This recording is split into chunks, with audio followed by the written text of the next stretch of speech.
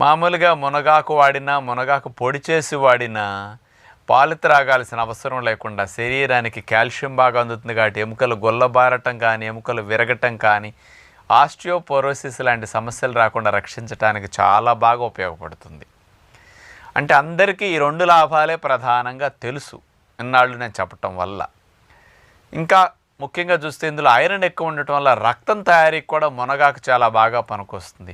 పూర్వం రోజుల్లో ప్రతి దొడ్లోనూ మొలక చెట్టు ఉండేది. ఆ కాడల్ని ఉల్లిపాయలు వేసి ఒకరోజు కూరగా వండేవారు. ఏ కూర లేనప్పుడు మునగాకు దూసేసి అంత పప్పు వేసేసి ఆకుకూర వండేసేవారు, మునగాకు ఫ్రై చేసేవారు. రక్తహీనత సమస్య రాకుండా మునగాకు బాగా పనికొస్తుంది అన్నమాట.